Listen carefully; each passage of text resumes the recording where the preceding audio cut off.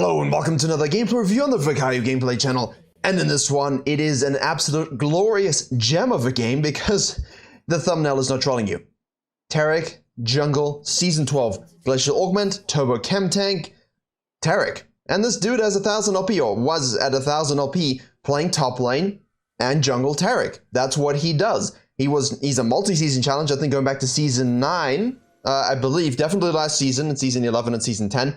So what does he do that allows him to take such a strange pick, which is actually, interestingly, quite strong? It has an existence that makes sense. You know, people were running PTA TARIC jungle for a little bit in Season 10. That was something that was kind of flirted with before we went full on farm mode. But no, this is it. And the beauty of this is that he takes the starting system that I've been using on literally every jungle I play, which is Control Ward, Vision Ward, 1 health pot start. I love it. I think it's beautiful. I use it on my Zyron Ornn again. I mean, people probably look at me the same way. You know, oh, he's playing Ornn and Zyron jungle. Although, you know, TARIC has a bit more logical coherence to it. Although he is a mana-hungry bastard. I'll give you that one. Look at this. That's why we need to start blue buff. It's very useful. I have not seen this game. I've studied the match history. It's shown up multiple times in my scouting. And that's why I wanted to go over this game with you. Now, yes, we have Ghost as well, because gap closing is important. You would have seen the full room page on your screen. Blue TARIC, not the PTA of old. And basically, with the meta being less focused on farming, these more niche ganking off-meta picks can really, really work well. And what he does like to do, and I've seen in a few of the videos, is try cheeky level 2 ganks. Now, because we start E, that's our stun. We're going to max it up to 250 base damage. And then your Q is your heal that you build up stacks from by your passive. And so we can use that for a really guaranteed stun. And you can see this. He's waiting, dodges it, hits the Glacial Augment. She gets the kill, tanks a few things, uses his heal as well, and she dies. So, an overzealous play. But can you imagine doing this in a lower elo game? Can you? What's your laner thinking right now? It's spam pinging the enemy jungler's camp saying, take this, steal it away. And now obviously because, you know, the Kindred starts bottom side here, by the time this is all transpired, it's very likely the Kindred or the enemy jungler is already on the other side, and it's too late for them really to knee-jerk into this. That's why this ward is good, because you expect someone to counter jungle your red into your Raptors, especially as an off-meta champion. Although, as I say that, the Kindred has decided to... Hold up. Let's pause for a second. As I said, Kindred will be this side. I prefer putting it here or on the buff, particularly against your Shaco Graves Nidleys that will 100% invade you, even Kindreds. Now, we know he did blue Gromp top lane. We know the Kindred's going to be significantly faster as a meta jungler. So you know by not returning to base here, you're going to be caught in your jungle. So we have no smite up, or we do in 4 seconds. We start this off pretty standard stuff, okay? You use a spell, you get attack speed bonus from your passive. All of a sudden, we have a stun, we have Glacial Augment, we hit it, they get mega slowed. Look at this, look at it! Forced a Kindred to flash away. Heal, just keep auto-attacking. 1v1 on the Wolves versus Kindred. Now, did Kindred play it well? You know, we can subject that to PhD analysis, and the Kindred mains can sort of coalesce in a group chat and Discord and analyze the micromechanics of it. But I'm going to say, you know, the TARIC played it well. And I'm going to give credit to the Victor in this situation, not that Victor. Although, nice rotation. That was an unintentional pun, actually, but I'll take it.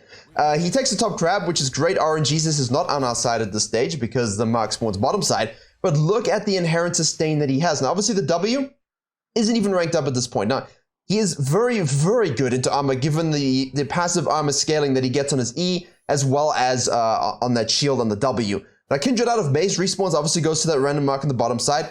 And now, we'll have the TARIC floating it down from mid lane, runs the bottom lane, gets the stun, Glacial Augment. Wow. This is only possible because Season 12 exists, ladies and gentlemen. This would not have been rewarded in Season 11 or the end of Season 10, excuse me. I love what I'm seeing, and I love the activity. And this is something very important to note. Now, granted, when I play things like Zyron Ornn, the reason they've always worked for me is because if I need a gank with CC, I can do it. But if I need to farm, I'm a little slow initially, but I can do that also. The TARIC was never ever going to farm up a storm. You know, it was just never going to happen. So when players were playing PTA TARIC, it was really just to like spam gank your Kled top lane. There was a Master Kled and a Nunu player in my server playing together with TARIC jungle and Kled top lane. Totally not diseased whatsoever for the enemy team. Do what you want to do. Play the champions you want to enjoy in whatever position that you want, and you can probably climb. You know, so if this dude's a TARIC one trick, and he's not actually, by the way, dude has 350 games of Shyvana jungle too. Top lane jungle, that's his thing. Look at what you're seeing right here. We have the second point into the queue for that added heal benefit. Just to show you, can you see the numbers in the recording? You can't actually, that's unfortunate. But the max healing goes from 30 to 150. The damage, as I said, on E goes up to 250 base, but that does scale with AP as well as armor. So when you build tanky, that does a lot of damage as well, which is great. We've denied the Raptor camp mark, which is excellent. At this point, we don't really know where Kindred might be if they don't show specifically. Obviously, I'm talking about TARIC, so I might miss a thing here or there. Excuse me if I do. I would wait. Was that just in time? I'm not always sure. Let's look at that for study. So Kindred sequencing down after the bottom lane death. That makes sense. The ward was actually terrible. The ward was actually terribly placed, so he didn't really get vision. If the ward was more in the middle of the bush, then the TARIC would have been seen with that last hit. So what's your prior thing? Again, we haven't been back to base. And the biscuit's really absolutely huge. CC into Glacial Augment CC. I don't know what to tell you. The ganks are good. The ganks are very good. Now, for those of you who aren't fully aware, can you see that? Yes, you can. The immobilizing an enemy champion will cause 3 glacial rays to emanate from them towards you and other nearby champions, creating a frozen zone. And the slow amount there scales with basically anything offensive. So if you get any little bit of AP or HP in there, you're actually getting an increased slow amount. So those details, all right, approach velocity is also actually really, really useful in this situation. Those details mean that you're just a CC disease. That's it. And we wish to spread this across the entire map because that's what we do.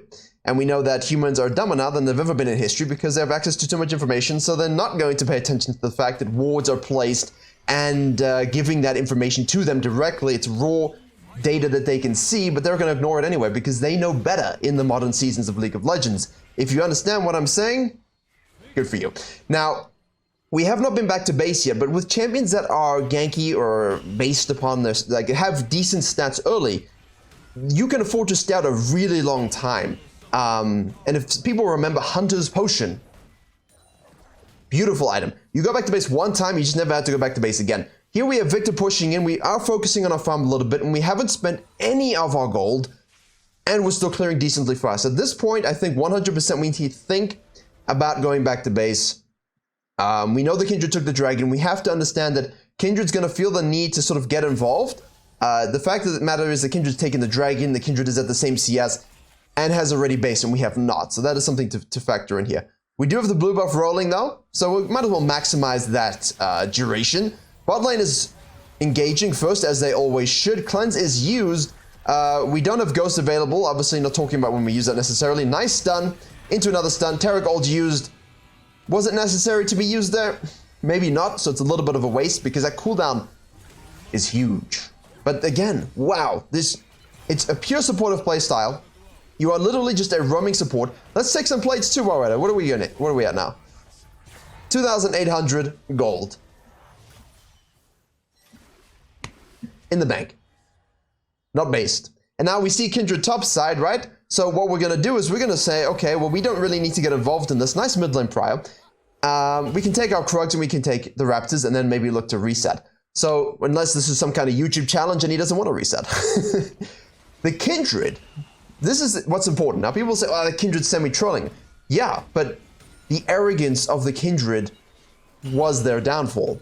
You know, their arrogance outweighed their talent on that invade for sure. And that's what's fun about playing off-meta junglers like this, where you know that hidden power, and you know the ins and outs of every matchup, and you are a savant at your champion. And they try and invade you, and punish you, and disrespect you, but you're able to get out of those situations and kill them. And I love doing it. I had a LeBlanc invade me. It's in one of the main channel videos. People ask, why don't I show my footage of it? I do. It's literally all over my main channel. This is my secondary channel. And the LeBlanc invades me level 7. I'm Zyra jungle level 7. Didn't expect it. I one shot on a carry on about my business. And I'm Zyra, you know? So when you know your champions and you know, and everyone underestimates you, you can make these plays. Now, I am not... no way. Origin boy. Poor red team. I mean, this is good rotation. But I guess the short form position of what I'm trying to say here is approach velocity fully activated there. Great stun. Chain CC is your best friend when you're playing an off-meta jungler and sort of best friend in any game. And Rakan's an absolute annoying champion. So look at the speed up though. That movement speed is great. And we have free boots. So we're actually a lot faster than champions without boots as well. So you can chase him down. Hey, he's driving this. He is absolutely driving this. And we had a very tough back and forth game. I can't remember which champion it was. It was a Graves game, right? Graves game, the Warrior game, they weren't really stomps at all. So those deal very heavily with those sort of more close match games. But when you're playing an off-meta jungler, really, this is what you can expect quite a lot. Please go back to base now.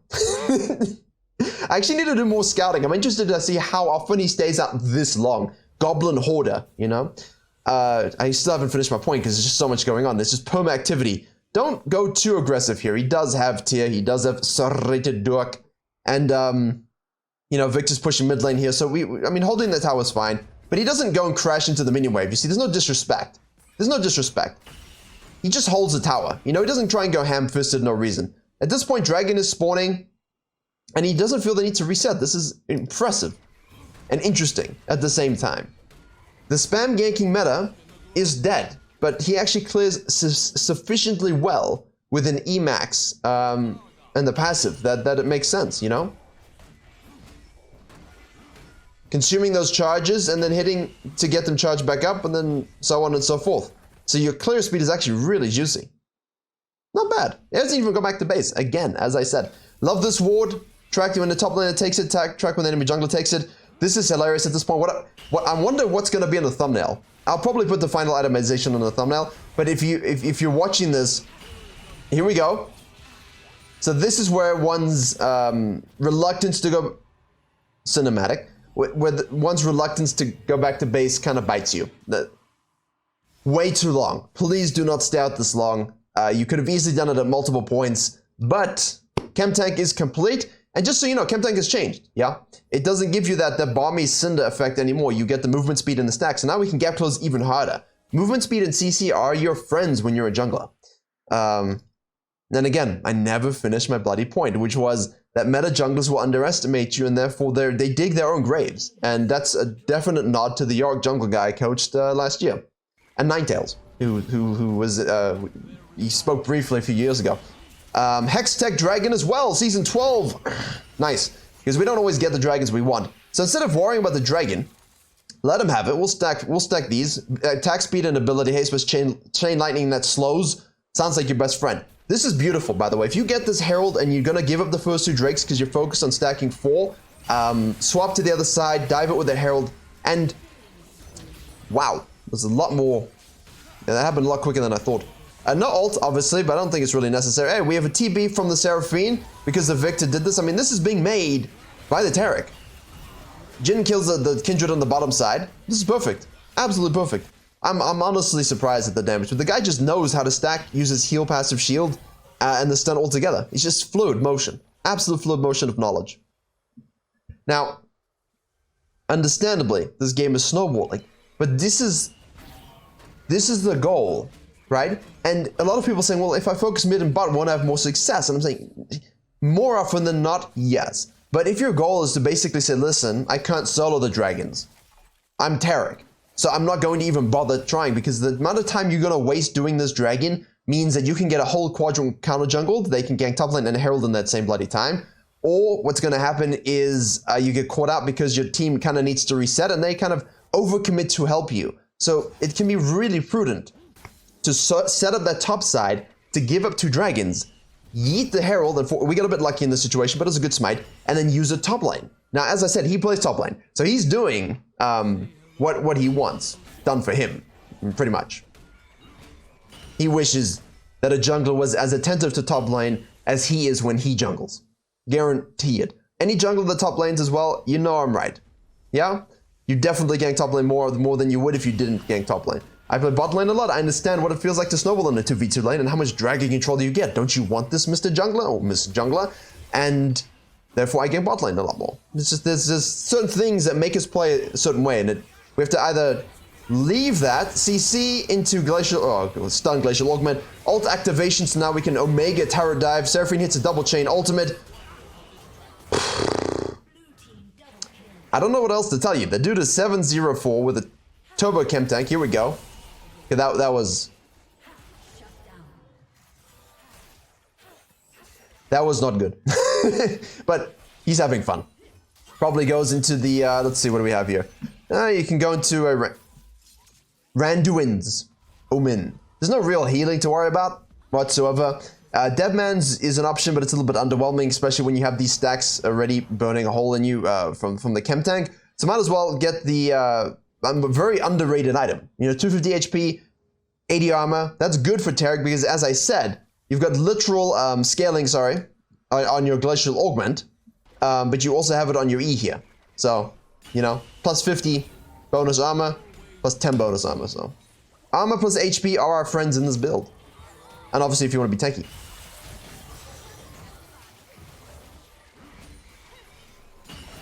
It's amazing what tech people come up with and how they synergize it to their playstyle and how you can just catch people off guard every single game. Now, I can imagine in NA solo queue, some dude locks in TARIC jungle. The dude, he has spent so long learning the champion and mastering this exact playstyle, and all people want to do is dodge. And in Korea, they're just like, okay, we play. Now, obviously, Korea has different issues, but I can imagine some NA West lobbies being a little bit question marky about this. And obviously, 9 times out of 10, it's going to instantly be bad. And the guy does play a lot of top lane, so I'm going to give you credit there for thinking so, but it's just, for me, amazing. You know, how you can play around this. And if you're against a particularly weaker jungler, and I think this is what's very important as well, you've got a Kindred against you, a meta jungler. That was beautiful. That was beautiful. Bottom side Kindred. Come on, I have a beach ball for you. Hextech gates.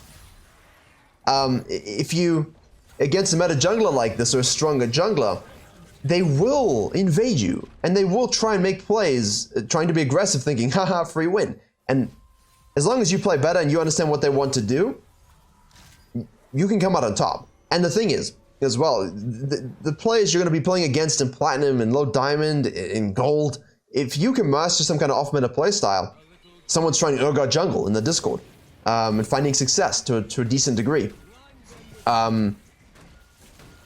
The enemy junglers are not going to know how to exploit that at all, ever. You think a Gold Kindred knows how to deal with TARIC jungle? Think Gold Kindred's going to invade at walls, tracking, at level 2 gank back down? No, it's not going to happen, you know? And if it does happen, you should be able to beat them. And if you can't, then it's just a skill issue, mechanical skill issue. At this point, this does not surprise me, so we will lose those. The dragon there, as you saw, once we get to this stage, absolutely easy to secure. A lot of damage, a spammability. CDR on this is 7.65 now.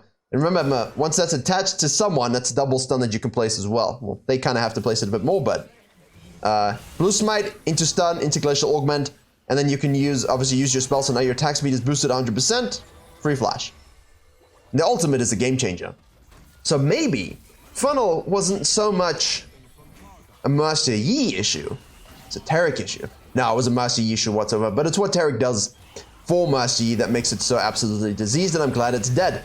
But this ultimate, it's one of the coolest ultimates in the game because it's absolutely insane when you're fed and your team is grouped up together. We die in that situation to the Victor. All hail Victor, apparently, is all I'm learning from the memes. But it's fun. You know, if you've got a game-changing ultimate and you can find a way to get your team like this, it's beautiful. Now, obviously, things have gone right. Things have gone well. The Kindred did die, but you have to remember the fact that this invade is already ruining their game, excuse me. You take the top crab, you go to the bottom crab, that's gone, doesn't matter. The Kindred's going for a gank here. The last thing they expect for you to do is hyper-aggressively counter-gank that. Now they're forced to sequence top to bottom, and as I said, Season 12, that's not going to cut it anymore. And every time the Kindred made plays, after that, TARIC just chose not to be involved. And that's the thing. Avoidance is very important when you don't win these fights in the open. Obviously, these surprise fights, and with walls and smites and variables, it can be closer than normally it would be. That was a beautiful Leon ult anticipation. Beautiful. They're so good on this server. Same thing with the Lux in the last game. Do you guys remember the Lux in the top lane? Absolutely no, not the last game. Was it recent gameplays from one of the season 12 videos? Lux's anticipation binding on the flash. It's just so good. And obviously low ping helps, but it's you make that play via anticipation. You know. Cleanse is basically free burn. Just let him do it. Okay, stun is up. I mean, it refunds the cooldown, so something we didn't even talk about really.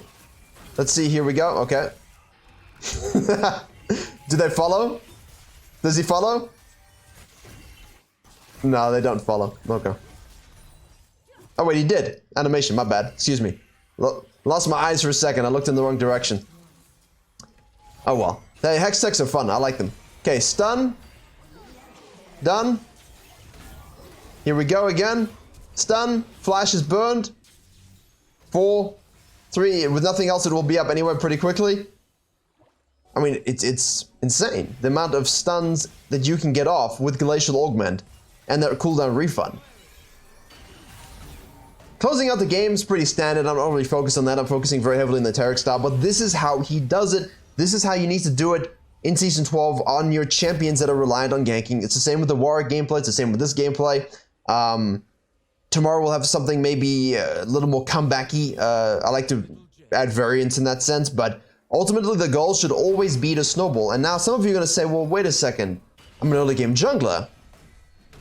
You know, I need to close. Well, these things, then I'm a late game jungler.